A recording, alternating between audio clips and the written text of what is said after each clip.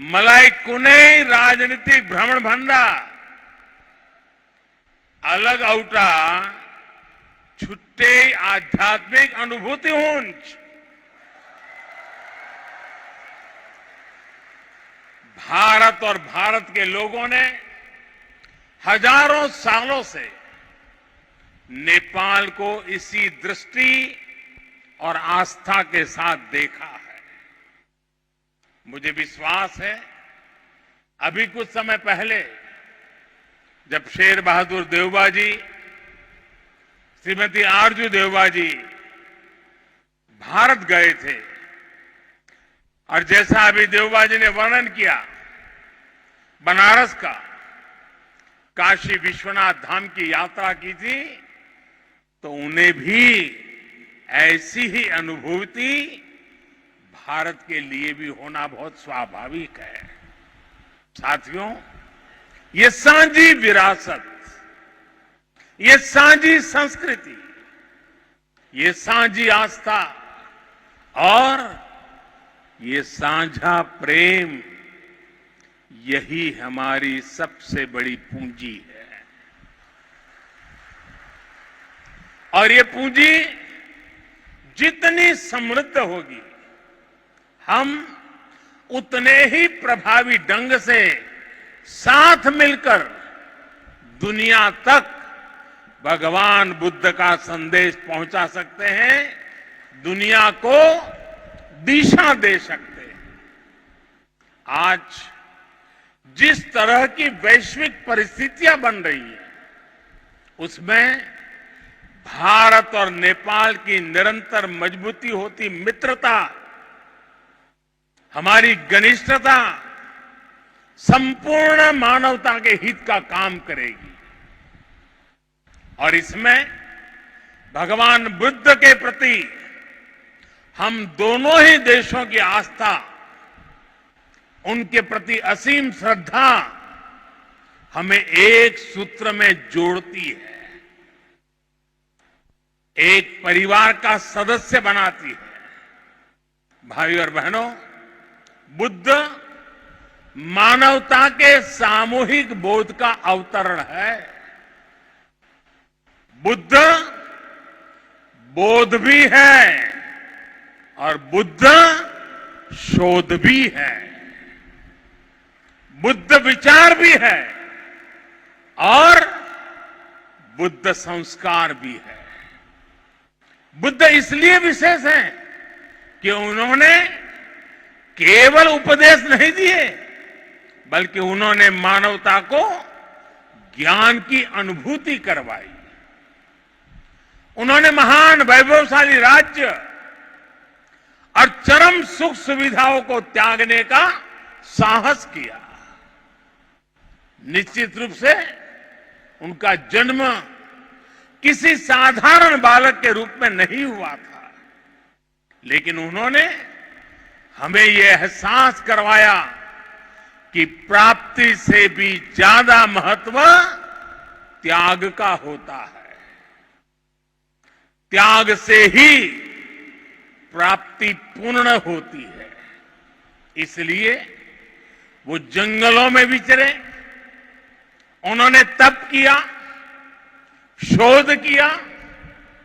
उस आत्मशोध के बाद जब वो ज्ञान के शिखर तक पहुंचे, तो भी उन्होंने किसी चमत्कार से लोगों का कल्याण करने का दावा कभी नहीं किया, बल्कि भगवान बुद्ध ने हमें वो रास्ता बताया जो उन्होंने खुद जिया था। उन्होंने हमें मंत्र दिया था, अप्पदीपो भव भिक्खवे, अप्पदीपो भव भिक्खवे, परीक्ष भिक्षवो, ग्राह्यम मद बचो न तू गौरवाद। अर्थात अपना दीपक स्वयं बनो, मेरे वचनों को भी मेरे प्रति आदर के कारण ग्रहण मत करो, बल्कि उनका परीक्षण करके उन्हें आत्मसात करो। साथियों, भगवान बुद्ध से जुड़ा एक और विषय है जिसका मैं आज जरूर जिक्र करना चाहता हूं। वैशाख पूर्णिमा का दिन लुम्बिनी में सिद्धार्थ के रूप में बुद्ध का जन्म हुआ। इसी दिन बोध गया में वो बोध प्राप्त करके भगवान बुद्ध बने और इसी दिन कुशीनगर में उनका महापरिनिर्वाण हुआ। एक ही तिथि, एक ही वैशाख पूर्णिमा पर भगवान बुद्ध की जीवन यात्रा के ये पड़ाव केवल संयोग मात्र नहीं था, इसमें बुद्धत्व का वो दार्शनिक संदेश भी है जिसमें जीवन, ज्ञान और निर्वाण तीनों एक साथ है, तीनों एक साथ जुड़े हैं। यही मानवीय जीवन की पूर्णता है और संभवतः इसीलिए भगवान बुद्ध ने पूर्णिमा की इस पवित्र तिथि को चुना होगा।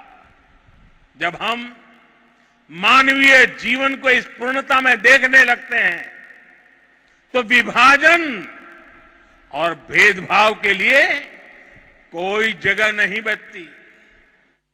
तब हम खुद ही वसुधैव कुटुंबकम की उस भावना को जीने लगते हैं जो सर्वे भवन्तु सुखिनः से लेकर भवतु सब्ब मंगलम, भवतु सब्ब मंगलम के बुद्ध उपदेश तक झलकती है। इसलिए भौगोलिक सीमाओं से ऊपर उठकर बुद्ध हर किसी के हैं, हर किसी के लिए है। साथियों, भगवान बुद्ध के साथ मेरा एक और संबंध भी है जिसमें अद्भुत संयोग भी है और जो बहुत सुखद भी है। जिस स्थान पर मेरा जन्म हुआ, गुजरात का वडनगर, वहां सदियों पहले बौद्ध शिक्षा का बहुत बड़ा केंद्र था। आज भी वहां प्राचीन अवशेष निकल रहे हैं जिनके संरक्षण का काम जारी है। और हम तो जानते हैं हिंदुस्तान में कई नगर ऐसे हैं, कई शहर, कई स्थान ऐसे हैं जिसको लोग बड़े गर्व के साथ उस राज्य के काशी के रूप में जानते हैं। भारत की विशेषता रही है और इसलिए काशी के समीप सारनाथ में मेरी आत्मीयता आप भी जानते हैं। भारत में सारनाथ, बोध गया और कुशीनगर से लेकर नेपाल में लुम्बिनी तक ये पवित्र स्थान हमारी सांझी विरासत और सांझे मूल्यों का प्रतीक है। हमें इस विरासत को साथ मिलकर विकसित करना है और आगे समृद्ध भी करना है। अभी हम दोनों देशों के प्रधानमंत्रियों ने यहां India international centre for Buddhist culture and heritage का शिलान्यास भी किया है। इसका निर्माण international Buddhist confederation of India द्वारा किया जाएगा। हमारे सहयोग के इस दशकों पुराने सपने को साकार करने में प्रधानमंत्री देउबा जी ने उनका अहम योगदान है। लुम्बिनी डेवलपमेंट ट्रस्ट के अध्यक्ष के रूप में उन्होंने इंटरनेशनल बुद्धिस्ट कॉन्फेडरेशन को इसके लिए जमीन देने का निर्णय लिया था और अब इस प्रोजेक्ट को पूरा करने में भी उनकी ओर से पूरा सहयोग किया जा रहा है। इसके लिए हम सभी हृदय से उनके आभारी हैं। मुझे खुशी है कि नेपाल सरकार बुद्ध सर्किट और लुम्बिनी के विकास के सभी प्रयासों को सहयोग दे रही है, विकास की सभी संभावनाओं को भी साकार कर रही है। नेपाल में लुम्बिनी म्यूजियम का निर्माण भी दोनों देशों के साझा सहयोग का उदाहरण है। और आज हमने लुम्बिनी बुद्धिस्ट यूनिवर्सिटी में doctor Baba Saheb Ambedkar chair for Buddhist studies स्थापित करने का भी निर्णय लिया। साथियों, भारत और नेपाल के अनेक तीर्थों ने सदियों से सभ्यता, संस्कृति और ज्ञान की विशाल परंपरा को गति दी है। आज भी इन तीर्थों में पूरी दुनिया से लाखों श्रद्धालु हर साल आते हैं। हमें भविष्य में अपने इन प्रयासों को और गति देनी होगी। हमारी सरकारों ने भैरवा और सोनौली में इंटीग्रेटेड चेक पोस्ट बनाने जैसे फैसले भी लिए हैं। इसका काम भी शुरू हो गया है। ये पोस्ट बनने के बाद बॉर्डर पर लोगों के आवागमन के लिए सुविधा बढ़ेगी। भारत आने वाले इंटरनेशनल टूरिस्ट ज्यादा आसानी से नेपाल आ सकेंगे।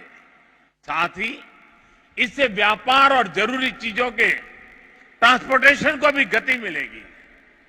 भारत और नेपाल दोनों ही देशों के बीच मिलकर के काम करने के लिए ऐसी अपार संभावनाएं हैं। हमारे इन प्रयासों का लाभ दोनों देशों के नागरिकों को मिलेगा। साथियों, भारत और नेपाल बीच को संबंध हिमालय जस्ते अटल छे। हिमालय जति के पुरानो छे। हमें अपने इन स्वाभाविक और नैसर्गिक रिश्तों को हिमालय जितनी ही नई ऊंचाई भी देनी है। खान पान, गीत संगीत, पर्व त्योहार और रीति रिवाजों से लेकर पारिवारिक संबंधों तक जिन रिश्तों को हमने हजारों सालों तक जिया है, अब उन्हें साइंस, टेक्नोलॉजी और इंफ्रास्ट्रक्चर जैसे नए क्षेत्रों से भी जोड़ना है। मुझे संतोष है कि इस दिशा में भारत नेपाल के साथ कंधे से कंधा मिलाकर काम कर रहा है। Lumbini Buddhist university, Kathmandu university और त्रिभुवन यूनिवर्सिटी में भारत का सहयोग और प्रयास इसके बड़े उदाहरण हैं। मैं इस क्षेत्र में अपने आपसी सहयोग के विस्तार के लिए और भी कई बड़ी संभावनाएं देखता हूं। हम इन संभावनाओं को और भारत नेपाल के सपनों को साथ मिलकर साकार करेंगे। हमारे सक्षम युवा सफलता के शिखर पर बढ़ते हुए पूरी दुनिया में बुद्ध की शिक्षाओं के संदेशवाहक बनेंगे। साथियों, भगवान बुद्ध का कथन है, सुप्प बुद्धम प्रभज्जन्ति सदा गौतम सावका एसम दिवाच रत्तो च भावनाए रतो मनो।